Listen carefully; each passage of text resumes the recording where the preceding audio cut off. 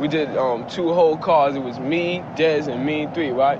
And on the first car, in small letters, it said, "All you see is," and then, big, black silver letters, it said, "Crime in the city," right?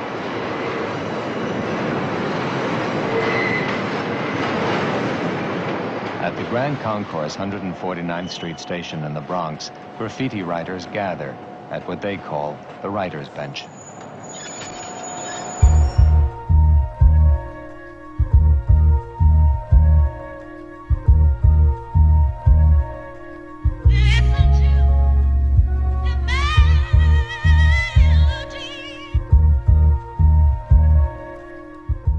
Live from the writer's bench, another ep.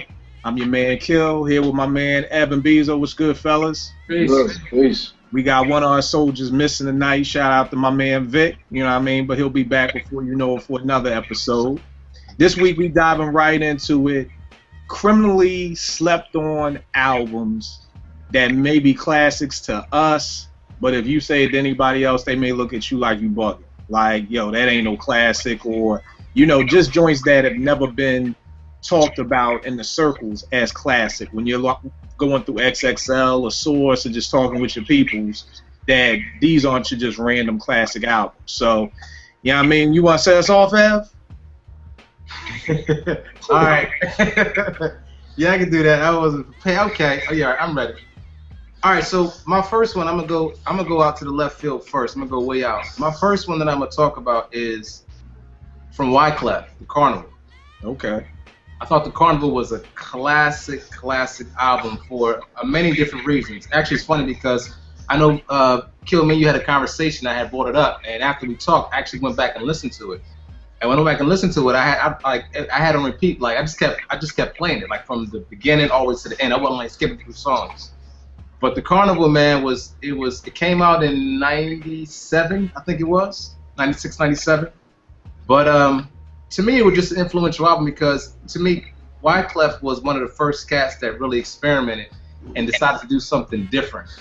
The fact that he brought a whole lot of like Haitian heritage into it, the fact that there's a lot of Creole on it, and I think just the verses. I always say Wyclef is one of them cats that kind of stepped up his game as he went on. But Lauryn Hill kills it. Like, I think that's some of her best verses I've ever heard is off of that album. No disrespect on the album? Yeah. I mean, all of them are on the album. I think even Prowse is on the album. But Lauren, they're not on the whole thing. They have like features, so they're not on like every song.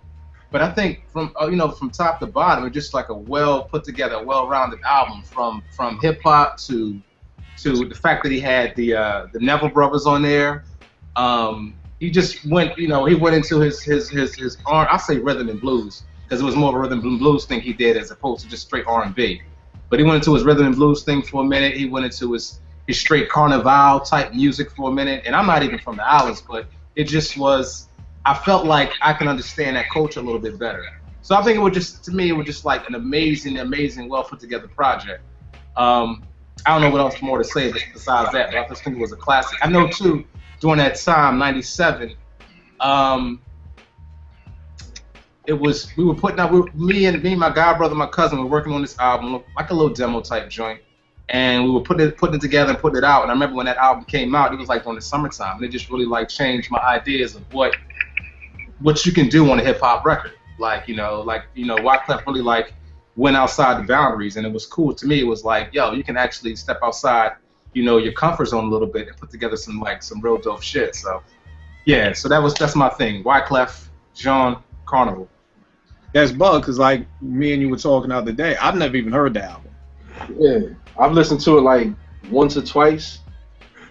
So, but I had to go check it out now because I do agree with what you said though about Wyclef being one of the first cats to branch out and just do something different, but still keeping it hip hop. Because there's been other cats that try to step out and you just like, I can't really get with it. But like him with all the acoustic guitars and all that stuff. Right. I've always respected him as an artist, even when I didn't really like Kill just said, I never listened to the album like that. But you still had the respect for him as an artist because he shows, and that's the key word, he shows he is an artist. He's not just a rapper. He's not just a performer. He's an artist. You know what I mean? And I think that that's big what you're saying, man, because I think that's part of what hip hop really is and has lost. It's like there's not a lot of artists anymore. There's too many rappers. It's not even MCs. It's just rappers. True. I mean, they're performers, and that's it.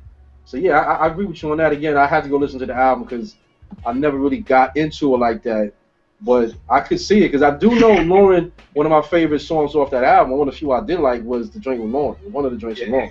Yeah, she kills it. Yeah, she nasty on that joint. It was nice though. Yeah, she does kill it.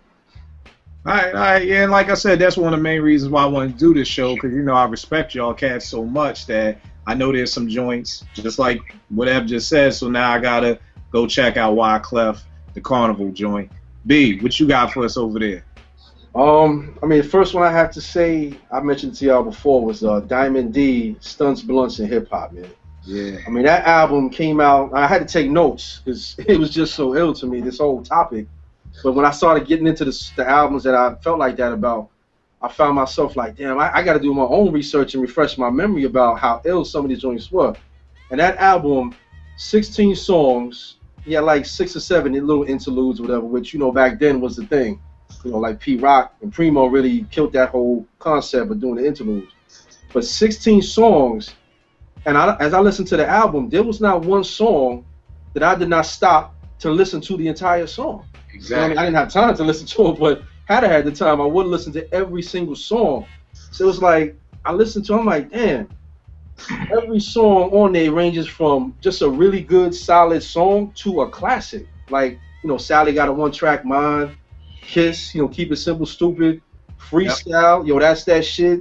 I mean, Day in the Life with Lord Jamal and Sadat. Yo, was that 92? Was that 92 or 93? Crazy right 92, there. 92. And that's, I mean, you think back to 92, the albums that was out back then, that was like 91, 92. My killer, I don't know if you saw that picture I posted with a breakdown of the top hip-hop albums in 91.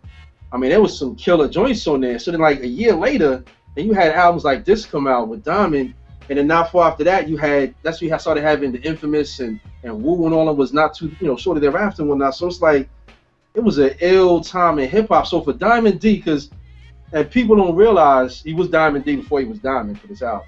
But he's a producer. You know what I mean? He's one of them Pete Rock type producer / MC. But as far as I know, I could be wrong. Don't hold me to this, but I believe he wrote most of, if not all of his rhymes. I think he does. A lot of these producers, these / rappers can't say. So that is a check, you know, one in the check column for Diamond. But then, like we were talking about a couple weeks ago about, you know, with Public Enemy and the Shockley Boys and how they were like composers. Diamond did a lot of that stuff too, man. He was good with taking horns from this jazz song and horns from that song and something from there, and then taking these drums and putting it all together. You know what I mean? But he was smart enough to know this is a dope sample. I'm gonna leave this alone and just throw some drums on it, and we're gonna rock to this joint. So he was ill with that. And then I think one of the things that I said was like, when you think back to the producers at that time, Pete and Primo, a lot of those other next level producers were trying to do a lot of the same things Pete and Primo were doing. But Diamond didn't. He had his own unique style. You know what I mean? So he was able to be a producer rapper, do a 16-cut album where every song is quality, good music to listen to. And he had messages like Sally Got a One-Track Mind. You know what I mean? So it was like he was able to touch every type of base with that album. You know? And it's a slept-on classic. And I think one of the reasons is because the time which it came out, there were so many other dope albums from so many other kind of now at least better-known artists that Diamonds kind of gets lost in the sauce. Man, that album is a classic to me, ultimate classic. Definitely. I just want to add on to that because I think, if I'm not mistaken, Diamond was the cat that got Lord Finesse started. If I remember the story correctly. Well, I know too, yeah. And you know, I mean, but you know, Primo did a lot of the cuts off Lord Finesse first album. I didn't know that. Yeah, a lot of them ill scratches you hear on that first album, that's actually Primo. He did a few of the beats off of there too. They were all on what is it, Chrysalis Records? No, I think they was on Wild Pitch at the time. Wild Pitch, yeah, there you go. Wild Pitch. But on the Diamond joint, I remember that year, man. I was in high school, and I remember just like banging that joint. I had it on tape. That's when everybody had their Walkman with the tape, and you had to join in because you had to get the bomber jackets with the inside pocket. You put it in the pocket because you'd be on the bus, so you just be rocking out to it. So I mean, it's funny because that album is monumental to me because from that point and then later on when I had the CD, it's funny because I always go back to that album. My man Wildcat, man, and to this day, I love you, but we always gonna have beef. I had the CD, and my man was in the crib, and he was high, and smoking, and he wasn't paying attention, so he put his cigarette out on the backside of my Diamond D. Oh, that's CD. a violation. Yo, That's man. a violation. Yo, man, exactly. Yo, I was so high, I was like, yo. So every time to this day, I was like, yo, man, what's up, my Diamond D? Like, you know how, like, people say, like, what's up, my Killer Tape? Every time I said, like, yo, man, what's up, my Diamond D? He's like, yo, I'm sorry, man. I got you another one. I was like, it don't matter. That was that one. That one was special. That's crazy. But, yeah, man, that album, I definitely agree, was definitely a slept-on classic. Yeah, Diamond the type cat. He could put something out today, and I would go buy it. Just off the fact of what he has a good line of work that he's done. You know, his catalog is just well done. Yeah, because even like the old Digging in the Crates crew, you know, he's one of the hot producers in there, and he did a number of the hottest joints off of their album. You know what I mean? Primo did a couple also, but people sleep, man, on Diamond D, man. Yeah, the crazy thing about that album, I remember hearing The Best Kept Secret, and I was just like, whoa.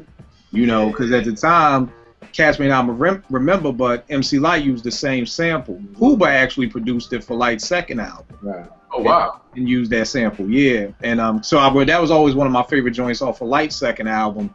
And then I think it was called I Am the Light. And then when I heard Diamond Freak, like you said, B, the whole album was just crazy. You know, I loved how, you know, what he say, Diamond, we love the way you make beats. He doesn't use break beats. like all the little joints, or, you know, you gotta have shit about a couple of G's, but if I know you, I might just throw you. You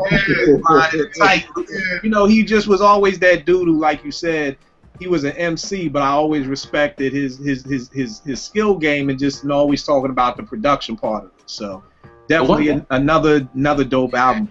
If I could just add, I do want to add. I think it's the intro to that joint. The intro beat, if I'm not mistaken. The very first track. The very first track is the one that I think it was that Mos Def's first group used. I don't know if you ever heard the song from Mos Def. It was called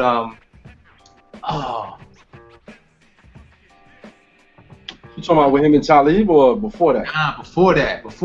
The UTD or something like that? Yeah. Urban Thermodynamics. Okay. I can't remember the name of the song, but I remember they used that Diamond D break.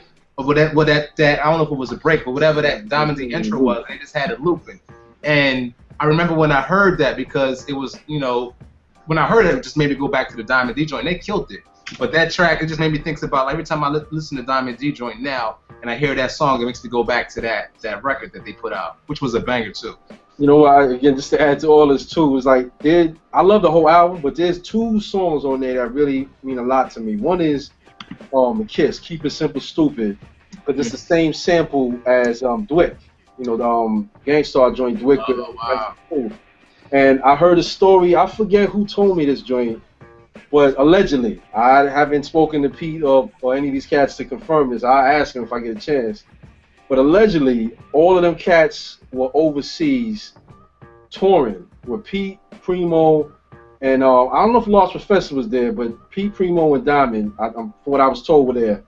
Lost Professor might have been there as well, and somebody else, another producer. And they were out record shopping somewhere in like England or something or other. And they came across that sample.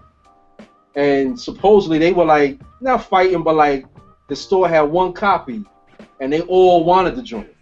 And allegedly, Primo threw down like big bucks, like a couple $100, like, boom, I want it, it's mine, give it to me. And that's how he used it for Dwick. But then Diamond ended up finding a copy of it also when they got back to the States. A lot of this is alleged. I don't know how much of it is true or not, but that was that's like the what do they call them, like the urban legend. Urban legend, yeah, behind that just that sample from Dwick. So when I heard it on Kiss, I was like, I had already heard that story, so I'm like, oh, Diamond went ahead and used it too. I'm like, yo, and that's one of my favorite joints in the album. My other joint, and it was probably the weakest joint on the album, on the low, but Last Call on the 2 Train. But the reason that song means so much to me is growing up in the 80s in New York, when you rode the subway trains, if you was hood, you only rode in the last car on the train because that's where everything went down. I mean, you could literally be back there drinking 40s, smoking weed, all types of stuff, and cops would even be on there, and they wouldn't even mess with you. You could drink a 40 ounce in front of the cops and roll some weed up in front of the cops, and they wouldn't even mess with you. because it was like we at least know. I guess the attitude was we know where all the hood cats are and we got the eye on them. So whatever, just get them off train, get them on, get them off. They message you. So it's like it was like. You know, it was kind of like the thing, yeah, we was riding on the 2 train last call all the way down to 40 Deuce. And that ride from 241st Street, which is the first stop in the Bronx, to 42nd Street, that's like a 30-minute train ride. And it'd be chicks getting on. It was like a party back there. Mm-hmm. So that song, and it's like, it was funny because, we were at Morgan at the time, and I was starting to do beats for a couple of cats, and they were from Long Island. So, and they never had the concept of riding subways because they got Metro North trains out there. They don't got subways. So when I was telling them all this stuff, they was blown away, like they never heard none of this. And I'm like, you know, going up in the Vernon, right south of the Bronx, to us that was, you know, that was commonplace. You always rode, I don't care how crowded it was, you always rode the last train on the last car on the 2 train. So that song always sounded like a special place for me, you know? And I don't want to keep the Diamond Party going. Now go ahead, I just had to get that. Since Ev, like you brought it up, you know, cats can't front on the fact that, you know, Scratch, I think it's Scratch who did that for Buster's New York shit, used the same sample that Diamond used for I Went For Mine. Mm-hmm. You know what I'm saying? So just saying how a sample from that was 91 could, you know, come back in like maybe 2006 and kill it. You know what I'm saying? So yeah, much respect for Diamond's joint. Yo, my first joint, and I know some heads who have never even heard this whole album, but Master Ace's Take a Look Around joint, man. I love that album, man. I mean, and for me, it was just the time and place. That was summer in '90, man. And at that time, I was staying with my grandmother, and I was hanging with like older dudes. I'm 15. I'm hanging out with dudes who's like, you know what I mean, like them dread type dudes. You know what I'm saying? Like who was rocking the khaki. So that whole, you know how special ed dancers was looking with the twists and everything. I'm hanging out with dudes like that. They like 19, 20. They already in college and everything. And, you know, just that album, just everything Ace talked about from Me and the Biz. And a lot of people don't even heard the joint, the 4-3 joint. You remember that? Oh, yeah. Yeah, where he just had the symphony beat Dolo. And he just went on that, just Dolo, you know. And just the dope stories. What I loved about Ace was just like, he was just like a regular dude. He wasn't talking about no shooting, no killing. He was just like a regular dude from Brooklyn, telling you what's going on in Brooklyn, telling you on joints like Posting High, like, yo, fronting for chicks, and, you know, Brooklyn battles, just about, you know, trying not to get robbed, and MC battles and different things like that. And so for me, it was just Ace's joint, man. Like I said, that I say that to a lot of cats, and cats will be like, yo, I never even heard the joint. I'm one of them cats. I've never heard that whole album. What was the single off that album? Me and the Biz. Yeah, I never heard that whole album. And it's funny too, Kill, because a lot of cats, I mean, I love that sample. That's Samanda. That joint right behind you over there. Yeah. That's one of that. I don't think it was off that album, but it was them. But I remember when it first came out, it was like before the video dropped. Right. That's what arguing if that was the Biz, and I'm like, nah, that's him pretending to be the Biz. And it was like arguments would start like, nah, that's Biz. You try to sound just like, I'm like, no, that's Ace saying how it's just he's hanging out with the Biz. It's just him. And then when you finally saw the video and he had the puppet, then it was like, oh, okay, yeah, it is him doing Biz. But yeah, that album is dope. I used to rock, like you said, 90. That was like the summer before I left to go to Morgan. You know, so it's like I was working construction, and I was trying to do like beats on the side over like one of Eddie F's people's. You know, so I'm like, I was living up in Nyack, upstate New York, almost an hour away from the Vernon. So I would like get on a bus on the weekends and go stay in the Bronx on the Vernon at some of my people's crib and try to go by Eddie's crib and just trying to do 1,000,001 things. And I'll be rocking on the bus all the way there and all the way home to Master Ace. So that whole album was dope. Yeah, I mean, like I said, I still love listening to it to this day because it just brings back so many memories of just like, that was probably my dopest summer probably ever in my life. Mm-hmm. You know, like that was the Boys to Men summer, not like no Philly Boys to Men, but like growing up from being a young dude to an older dude, like that was the soundtrack to that summer for me. So that's my joint. If you never heard it, Ev, I cop it, I'll send it to you. Dope album. I think, and I mean, keep in mind, this is Marley in 90. Marley produced the whole album. Still making hot tracks. Yeah, you know, so this is Marley in 1990. I think Mr. C, you know, no pause. You know, Mr. C, I think they were on track. You know, but other than that, it was all so. Yo, Ed, what you got up for us next, B? Well, my next one, man, I don't know how out the box this is, but I put up there because this is actually the first thing I wrote down when you told me the topic. But Into the Stage, Black Moon first album, which was a serious classic for me. Actually, it was the album that made me want to start writing rhymes. This was the one. I mean, I heard this, I was like, yo, this is just, the beats are sick, the rhymes are sick, like the thought pattern's ridiculous. This was like a well put together, complete project for me. And I remember like, yo, I had to play this album to death. I had to like play this album so I couldn't play it anymore because I just played it all the time. Everywhere I went, it would just always end, whether it was on tape or it was on CD, I was rocking it wherever I was going. So, and this is back in the day when you could live with an album for like, you know, the album could stick with you for a couple months, easy.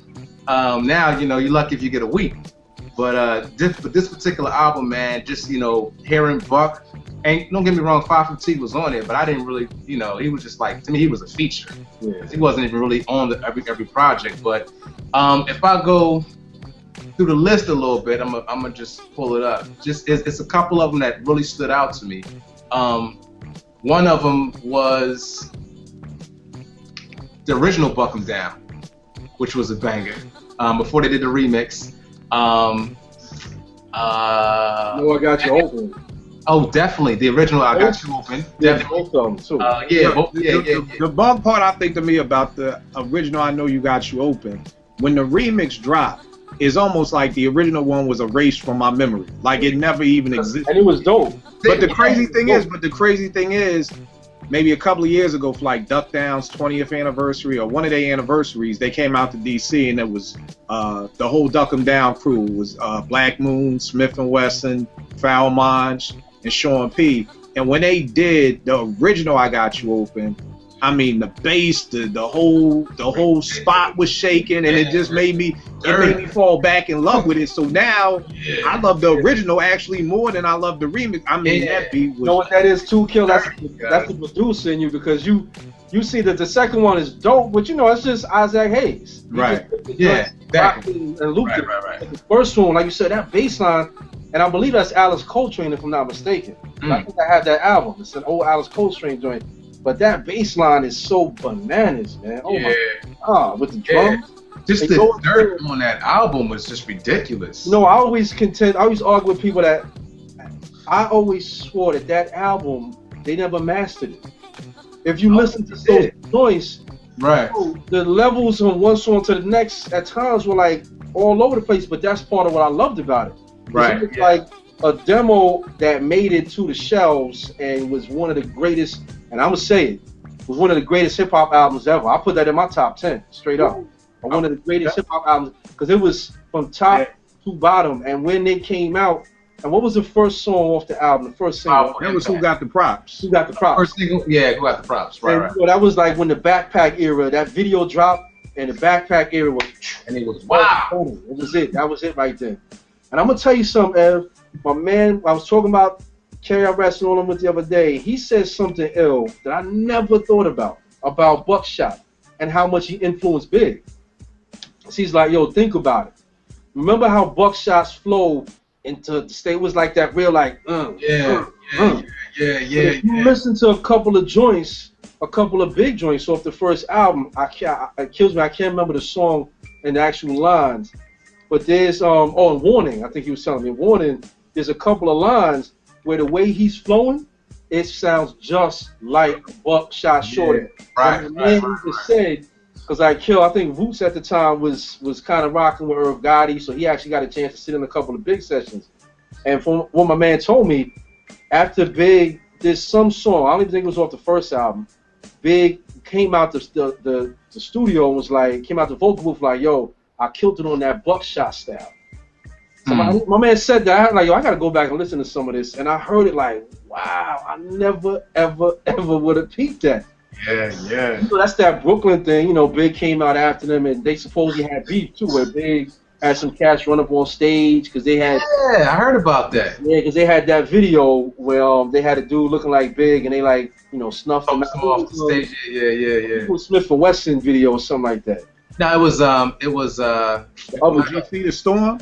Yeah, it was OGC. Yeah, because I think somebody said they one of Big's people, like, somebody got pistol whipped at the end of the day. I forget who it was.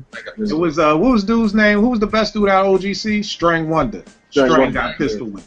Oh, yeah. Ran from the studio, whatever. Big, he made that phone call and got at him. And it's like, and like me and man was talking about, I'm like, damn, that's ill, because I wonder how he felt about that. That damn, I was so in love with his style, and it came to this. Now I'm sending people after his people.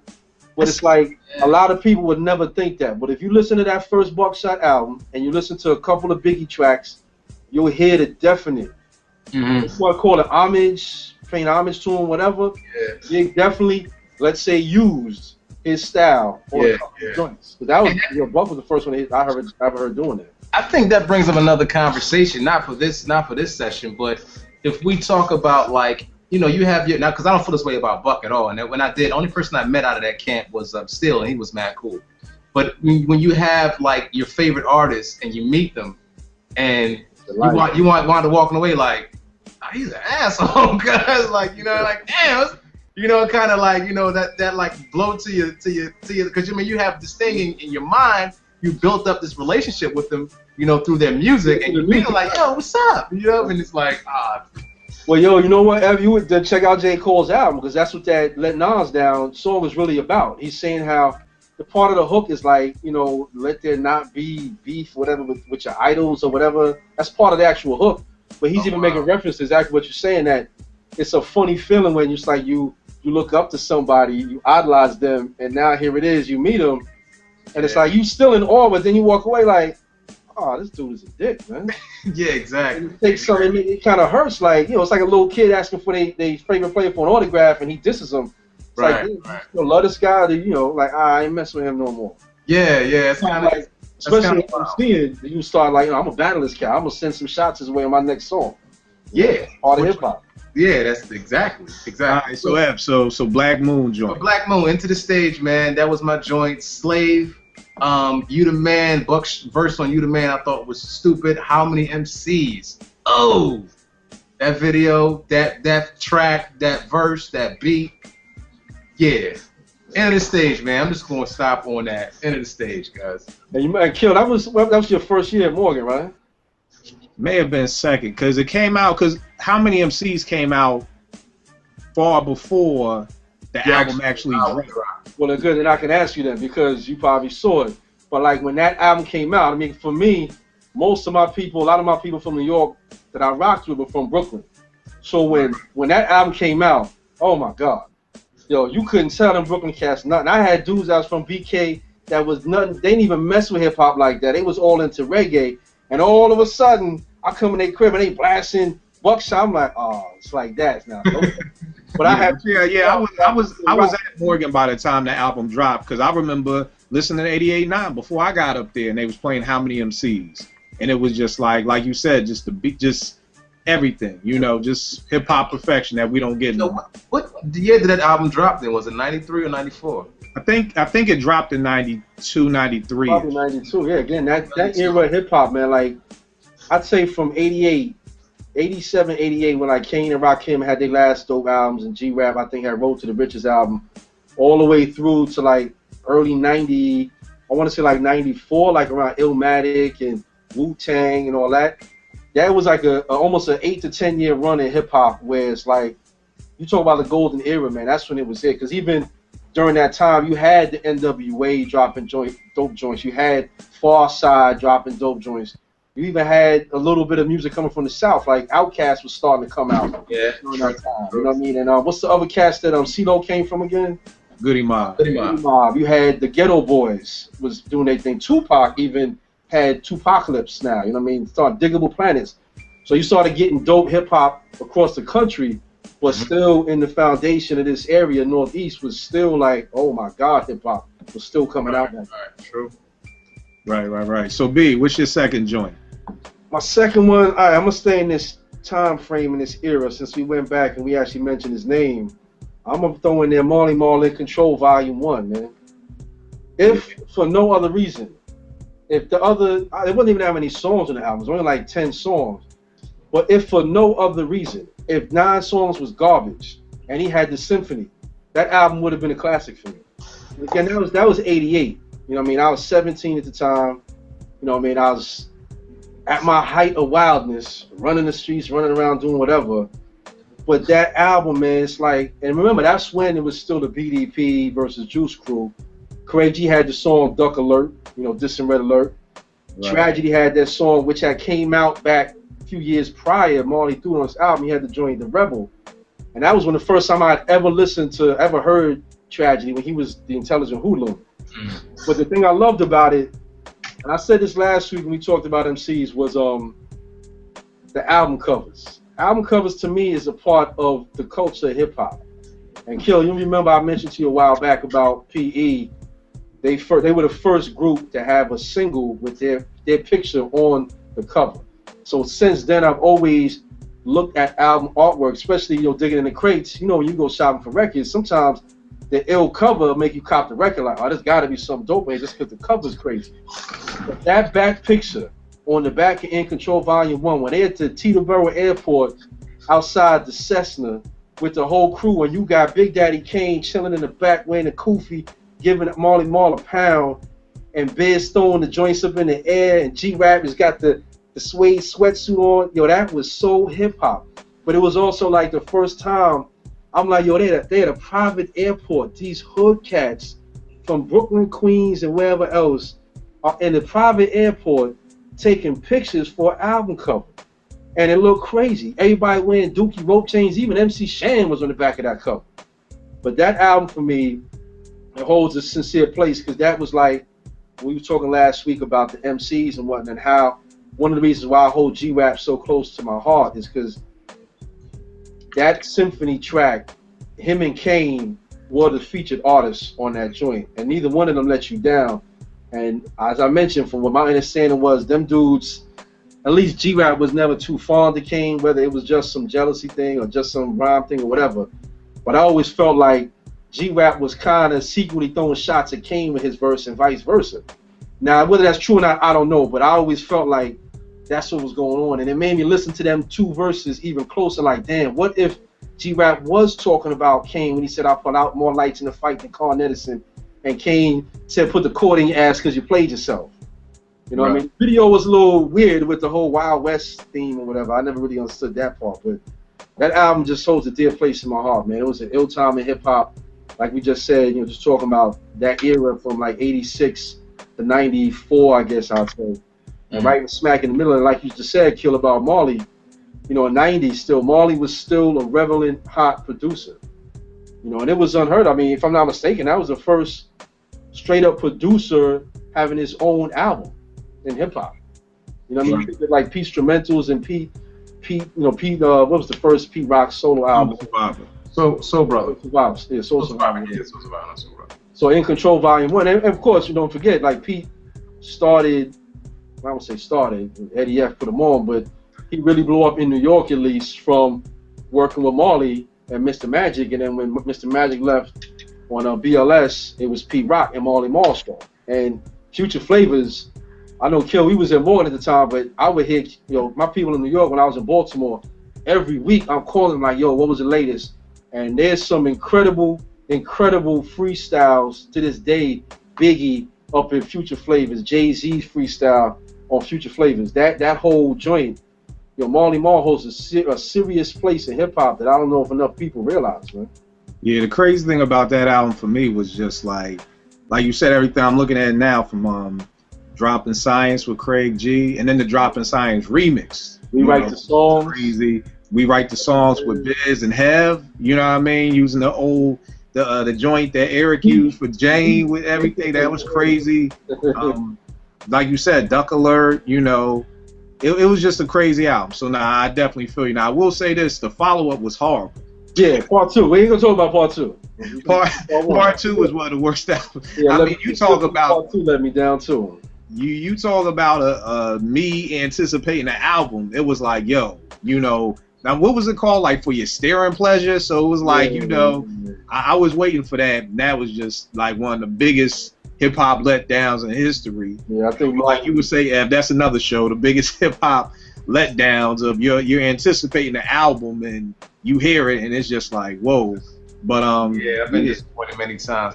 One point that I like to add is when you're talking about album covers, man, I miss that whole experience of having actual physical product in your hand, whether it's a vinyl, whether it's a CD, even whether it's a tape, and being able to really like get into the album cover, look on the back, look at the credits. It's something about that experience, and everything is digitized now. It's all digital, but I miss that experience now. You get that, you don't get that chance to really, enact with that product the same way. So, I mean, it's like you're saying, Ev. I mean, I've had this conversation with other cats. It's like, I can remember, that was part of the experience, man, of getting the album, getting it in your hand and looking on the back cover. You see what samples they use, right? Who produced it, everything. You know what I mean? It's like, you see a name on there, like, I didn't even know this cat did tracks like that. I was blown away when I found out that Scratch did Ill Bomb for LL. And the only reason I found it out is because I got my hands on the CD and opened it up, and I saw George Spivey. I'm like, that's DJ Scratch. Wow. And that's when my man was running with DOS Effects, so he, with the hit squad, so he knew. He was like, he said, he ain't just an ill DJ. That cat got some ill beats. And that made me want to go back and find more George Spivey cuts. You know what I mean? Like joints that I might have seen, like, and never knew was Scratch. Like, say you missed that now, man. It's like, I buy an album. I even bought a Wu-Tang album off of iTunes because you can purchase for extra money the liner notes. You know what I'm saying? It's like, they're trying to take advantage, not Wu-Tang, but like iTunes, whoever trying to take advantage of the old school hip hop head of me that wants that in my hand type thing. And it's just not the same, man. It's just not the same. Nah, definitely not. Nah, I feel you. All right, well, the next joint I got up, you know what I mean, is the Jungle Brothers' second album, done by the Forces of Nature. The reason why I call that like one of the slept-on classics is because a lot of cats act like the Jungle Brothers was like just a one-hit group, and that was it. Like they just did Straight Out the Jungle. But I mean, we know, but I've talked to a lot of, hip-hop heads, and they're like, JBs, they was the weak link of the native tongues and da-da-da-da-da and all that. This album right here, I love this album. And I mean... Which one was that? What's some of the cuts off of that joint? You got Feeling Alright, Sunshine, What You Waiting For, Belly Dance and Dina, Good News Coming, done by the Forces of Nature. Banger was Beads on a String, Tribe Vibes, JB's Coming Through. I said JB's Coming Through, that was my joint. Yeah, it was some joints on here. And then at the same time, this came out in 90, and at the time, I was working over at Foot Locker in Cheltenham Mall. Around in the Hood Mall, around the corner from my crib. So my man Marv came in one day because it was a little record store in the mall. And he came in, our manager wasn't in, and he just put that joint in, and that was just it, man. It was just like the soundtrack to, again, it just became the soundtrack to a certain era in my life. And I mean, we used to bang the joint Feeling Alright all the time, man. Like that just stayed on constant repeat. And like I said, it was a dope album, man. It was a dope album. I mean, I do like Straight Out the Jungle better. I think they had, bigger hits with Jim Browski and, Straight Out the Jungle and, I Got It Like That and joints like that. Even Our House Show. I love Our House Show. Yeah. You know what I mean? But this joint right here, I think a lot of cats kind of just wrote them off after, Straight Out the Jungle. But this Beyond the Forces of Nature was a banger, man. It was a banger. No, I feel you. I shook my head. I'm just perplexed. I got to question those people's longevity in terms of how long they've been rocking with hip hop to think that the JBs was like a one hit. Like that's crazy. I feel what you're saying. I like the first album better, but I can see where that second one could hold a special place in your heart type of thing. But I'm like, they was like the original Flavor Unit Native Tongues type dudes. You know what I mean? They were the original. They started all of that with the beads and all that. Them with De La and all them came together. It was just like a natural progression of them cats becoming homies or whatever. But like, that first album it is with Back and Black, Back and Black. Back and Black. And then my favorite joint over that first album, I know you're talking about the second, my favorite joint is the first one though, was Behind the Bush.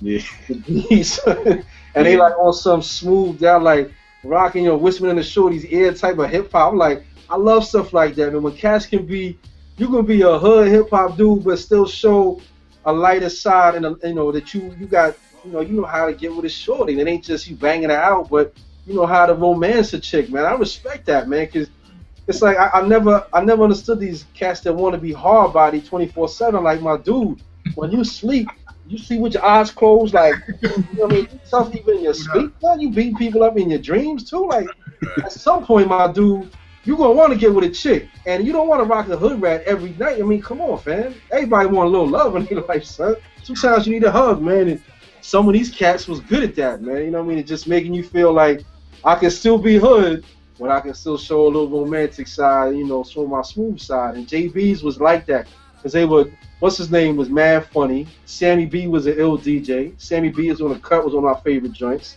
They was a dope ass group, and JB's coming through off that album was my favorite, man. I love that joint. The little Red Alert singing on the hook, I love that joint, man. Word up.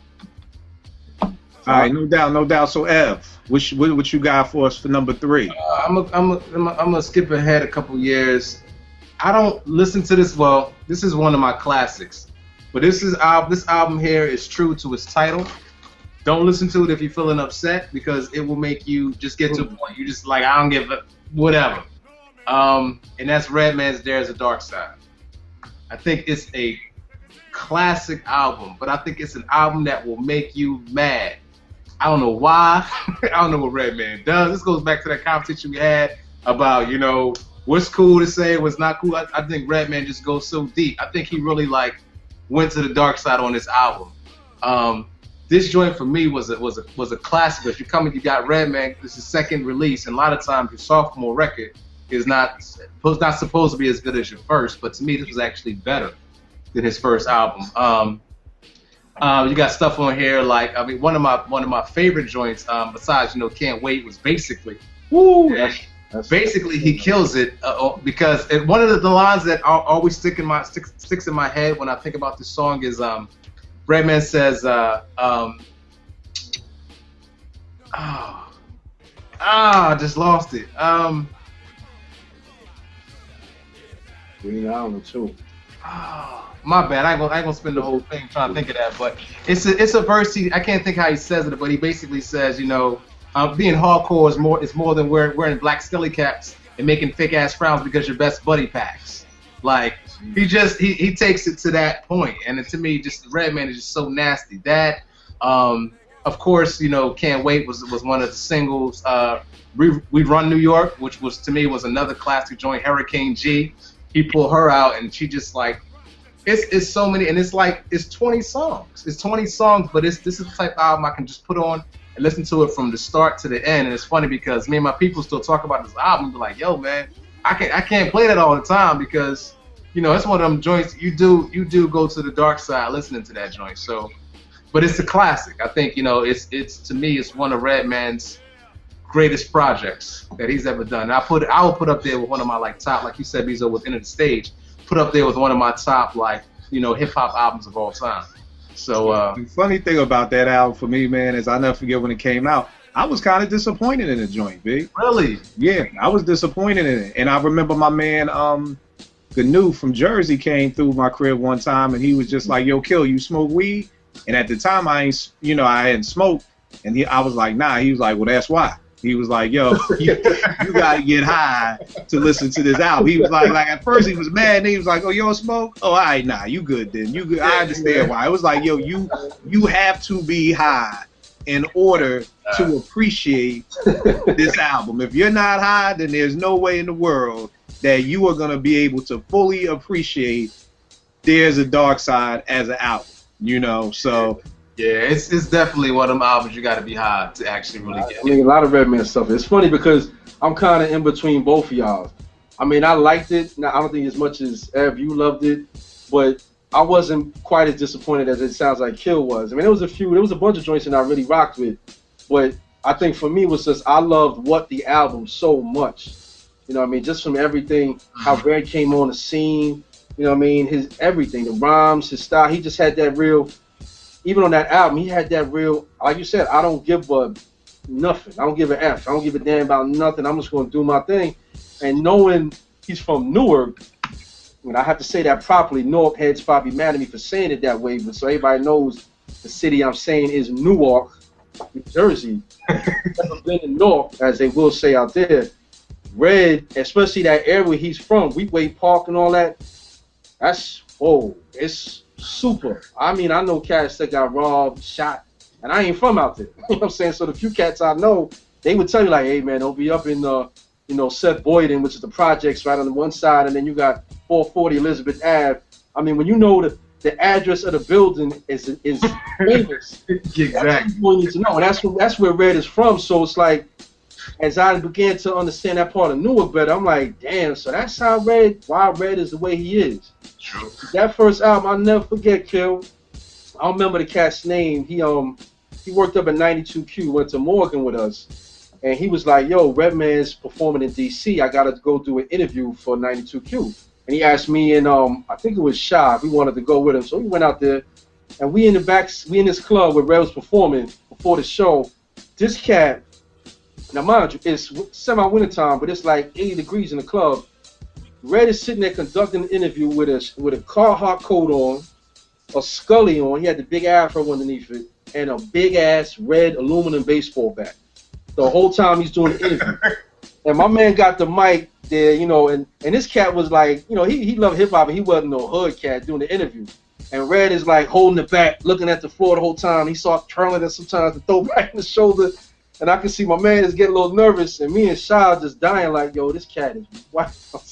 He just don't give a, you know what I'm saying? He's not playing. Like you talking about MOP last time, Red's not playing. And if you know where he's from, he's real. And even though he gets crazy and silly and funny and makes fun of himself at times and can do crazy stuff like How High with Method Man, he's a real dude, man. He's just a real the funny dude. thing Man. that you bring up MOP, I can't think off the top of my head anybody ever dissing Redman. Nah. Well, let's forget. No. Somebody did? Prodigy. Him and P had beef. You remember that? Redman had beef? Redman cold smacked Prodigy in the mouth. Oh, see, there's another hit on P. There's another hit on P's belt. No. That's, you're not talking about Keith Murray, are you?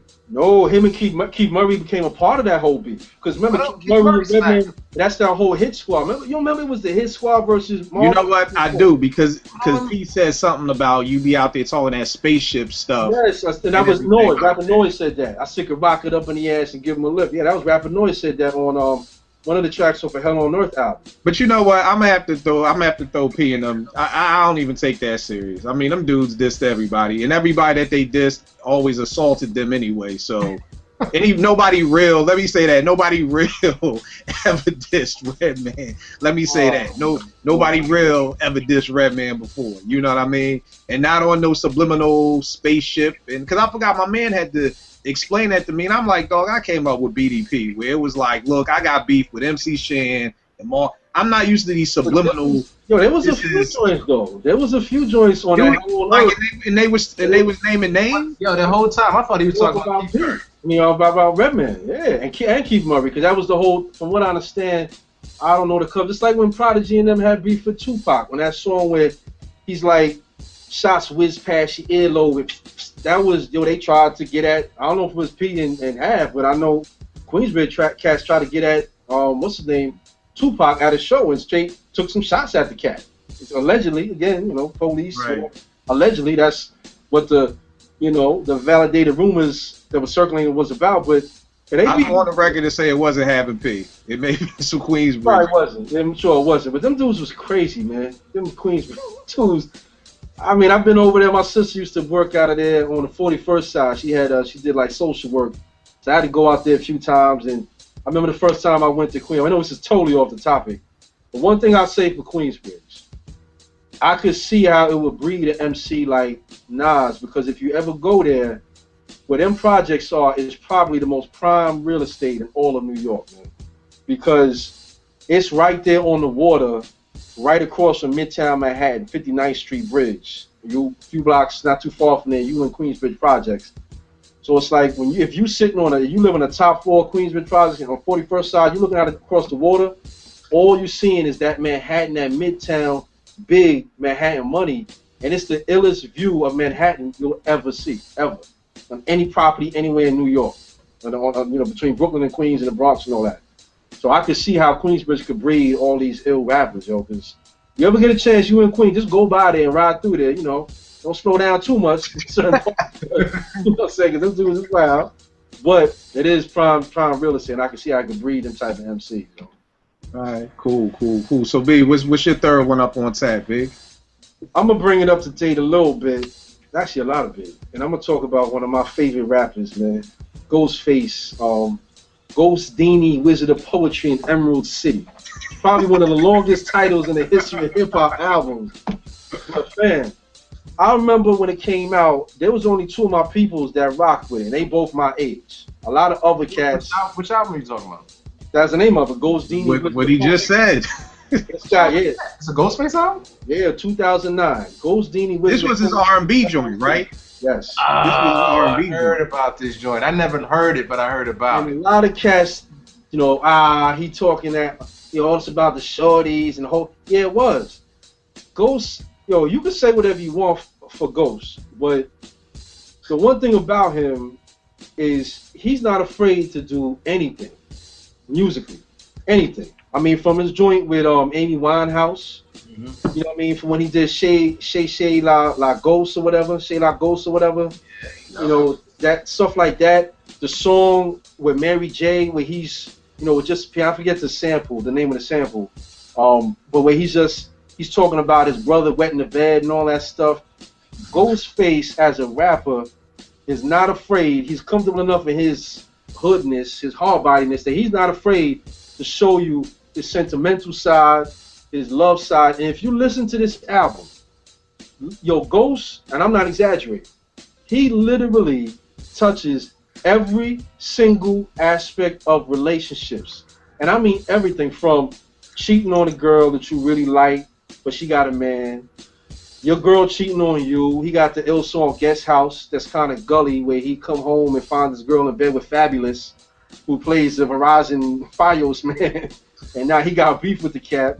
To the song with my favorite song on there is Do Over, where he's talking about, again, like he messed with a chick, got her pregnant, she left him, she with another dude, he runs into it and he wants to get with her, but she got a man and he's asking for a do-over. To Paragraphs of Love, which is a straight up and down love story. I mean, like two people straight up in love. And again, for a dude like Ghost, when you look at the Wu-Tang, you know, you look at them as being super from the streets, gully type dudes. But for a cat like Ghost to not care about, you know, what people think, I'm gonna do an album. The entire album is gonna be about shorties. It's gonna be about the ladies. And when you listen to the production, you listen to the lyrical content, listen to the things he's saying, it's dope from top to bottom. I mean, I started writing down songs that I really liked with the album. And it's like 1, 2, 3, 4, 5, 6, 7, 8, 9, 10, 11, 13 songs on there. Wow. I mean, that I love. That are not just cool. I love them joints.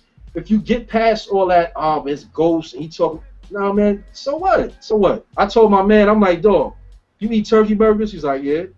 I said, okay. When you bite into a turkey burger, are you expecting to taste a beef burger? Or do you like the turkey burger because it tastes like what it is? It's like, you like it for what it is. You don't like it because it tastes like a regular burger. So I'm like, why can't Ghost just do his hip hop and it be hip hop and not get all this extra stuff? He's Ghostface. It's all about the shorties. He's doing. Nah, listen to it and appreciate it. And I guarantee you, as a man, I don't care what type of relationship you're in, you will find a song on there that is about you and your situation. I guarantee you. He touches every single base with it. Yo, I need this list, Kill. At the end of this show, I need the list of all these albums. You should put it in the credits. The way you just stole that, I need to listen to this joint now. I'm telling you, yo, Ev, trust me, hold pause for a second. Beezo did sell that joint, B, because you sold it. It's okay. I'm like, it's okay. It's okay. Oh, Kill, I'm telling you, man. It's okay, B. I heard it. I wasn't in love with the production. I have no problem with Ghost wanting to talk about shorties. Like, that's not the beef or being a sensitive joint. But I just wasn't a big fan. But you know what I think it is? The Ghostface that we know and love needs certain kind of beats to make him the Ghostface that we love. So I understand the premise, and I'm not mad at the album. Like, but I'm not a big fan. The only song I really rocked with on that album was Stapleton Sets. which is hilarious. That's like that's a porno right there. That's a porno track, yo. I gotta check this out, and I gotta shout out Vic on this one too, because that's his man. Ghostface is his man, so I gotta shout him out. I don't know if he's heard this or not. Yo, Ev, he said something to Stapleton Sex that's hilarious. He said, "What do you say, B? That whole song R&B joint tonight. My hip, something you just got here. I don't want to get too dirty on the joint. Like, my mom's watched this, so I don't want to get too dirty on it. But yeah, Stapleton Sex is hilarious. Then you know why that's probably the only joint I like on there? Because that's classic Ghost to me. And that's what I'm saying. It's like I love Ghost enough. Like, here's the thing though. It's like if Raekwon did this type of album, it wouldn't click for me, because Ray has never come out of being the type of dude he is lyrically. You know, he's always been that cat that just spits, you know, his verbs, nouns, and adjectives or whatever. You know, Method Man steps out from time to time, like the joint he had with Mary, You're All I Need or whatever. But Ghost, he's just such a wild dude, man. It's like, that's what bugged me out when I heard cats, not what you said, Kill, when I heard cats that, like, just because it was an album about the shorties, they just immediately wrote it off like, I don't even want to listen to it. Like, oh, well, hold up, fam. But Ghost has already shown and proven to you that he's the type of artist that he will step out of that. He'll do a song that's some straight up hood cat you wouldn't expect to do. I mean, come on. He had a song about his little brother with, what was it? Not epilepsy, but his little brother that, you know, with scoliosis or something, peeing in the bed at night. I mean, what rapper is, you know, open enough with himself that he would say something that personal about his life in one of his songs? So I've always had that side of me about Ghost, that I don't ever put nothing past Ghost in terms of him stepping out and doing something different. And like we said last week, I'm a firm believer in just because it's different doesn't mean it's dope. You know what I mean? If it's different, okay, that's you trying something. Yeah, I give you credit for trying to be different, but that doesn't just make it dope. You still gotta have good quality music and lyrics and all that. And I'm telling you, man, listen to the production, yo. That song "Do Over," how when he's rhyming, there's no drums. It's just a sample.